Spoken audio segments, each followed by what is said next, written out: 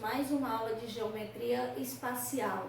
Nas aulas anteriores já estudamos os poliedros, os prismas e as pirâmides. Agora estudaremos os corpos redondos, que são os sólidos que possuem superfície arredondada. São três: o cilindro, o cone e a esfera. Na aula de hoje falaremos sobre o cilindro, também conhecido como cilindro de revolução. E por que esse nome? Porque esse sólido ele é obtido a partir da rotação de 360 graus de um eixo apoiado em um dos lados de um retângulo. Pela representação aqui fica fácil entender. Tem um retângulo, aqui nós temos o eixo, e quando ele gira 360 graus, seja no sentido horário ou anti-horário, o retângulo gira com ele, formando assim o cilindro. Quanto mais rápido ele girar, mais fácil percebemos o sólido. Tranquilo? Então, por isso que ele é chamado de cilindro de revolução. No quadro aqui, nós temos o desenho desse cilindro de revolução, que nós temos o eixo, o movimento que ele faz, girando, vamos obter o sólido. E aqui nós temos os principais elementos de um cilindro.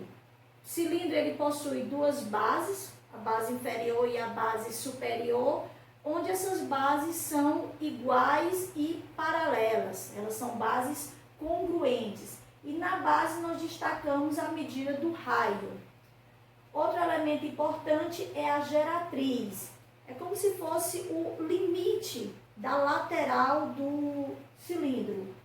E a altura também, que é outro elemento importantíssimo no estudo do cilindro.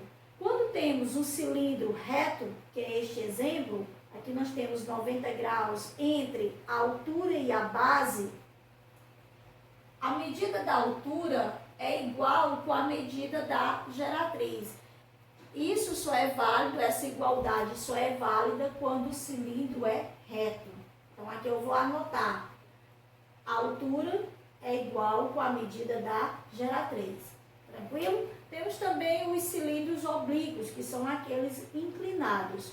Mas aqui o nosso estudo vai ser direcionado para o cilindro reto.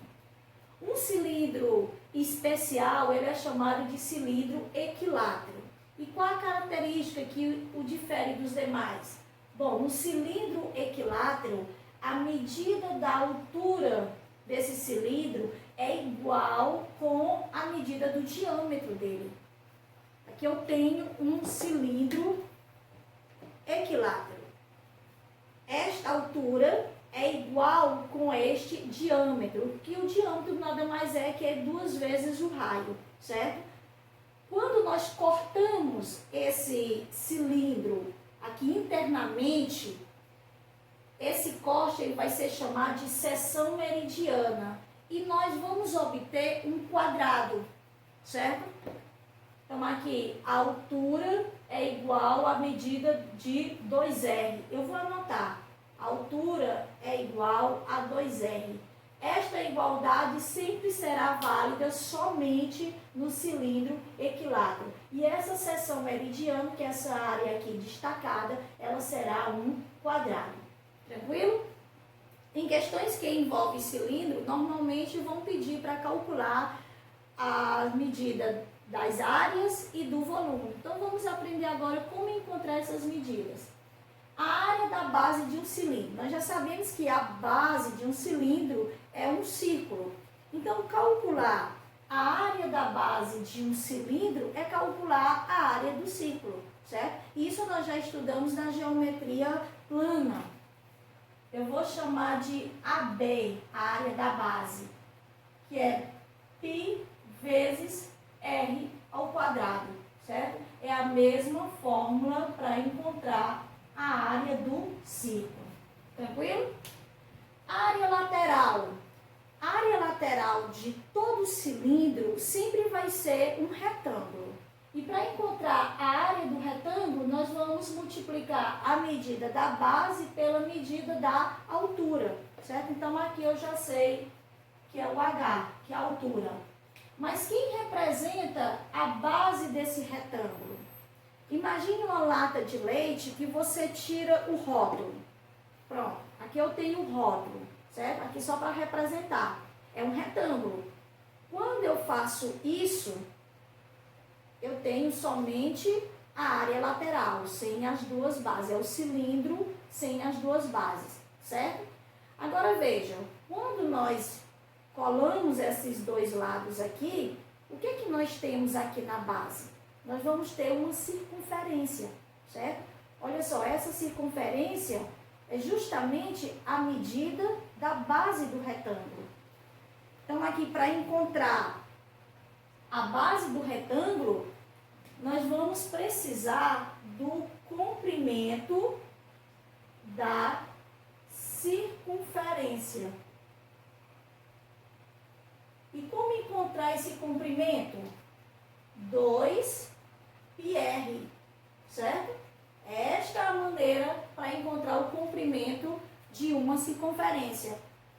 Conhecendo agora a medida da base, que é 2πr, e a altura, nós podemos encontrar agora o AL, que é a área lateral. A base, 2πr, multiplicado pela altura. Pronto, aqui nós temos a fórmula para encontrar a medida da área lateral de um cilindro, ok?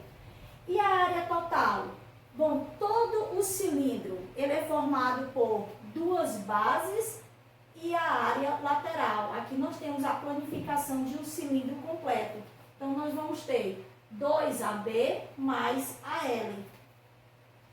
AT será igual a 2 vezes esse AB, que é a área da base, nós já calculamos aqui. Então, é só substituir 2πr ao quadrado mais AL, nós já calculamos. É 2πrh, certo? Aqui tudo tem um produto, tudo é multiplicado.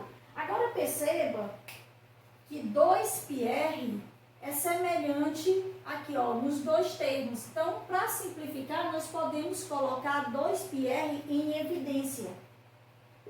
A área total será igual a 2πr. Bom, aqui o R valia 2, já escrevi uma aqui, falta o outro, vem para cá. 2πr já escrevi aqui, falta o quê? O H. Pronto. Então, assim, nós temos uma fórmula simplificada para encontrar a área total de um cilindro, ok? E o volume? Como encontrar o volume de um cilindro? É a mesma forma para encontrar o volume de um prisma. Porque o prisma e volume possuem duas bases congruentes e paralelas, certo? Então, lembrando aqui do volume do prisma, é a medida da área da base multiplicada pela altura. Então, substituindo aqui, que é a medida do AB? É πr ao quadrado. Πr ao quadrado vezes altura. Então, aqui nós temos a fórmula para encontrar o volume de qualquer cilindro. Beleza? É importante você saber como chegar nessa fórmula. É mais fácil do que memorizar. Memorizar a fórmula não é nada agradável. Certo, gente? Então, aqui nós temos todas as fórmulas para encontrar as áreas e o volume de um cilindro. Se você gostou e, sobretudo, aprendeu, não esquece de deixar o seu gostei aqui embaixo e de se inscrever no canal. Isso vai me ajudar muito, ok? Eu vou sair aqui e você pode tirar um print. Um beijão e até a nossa próxima aula.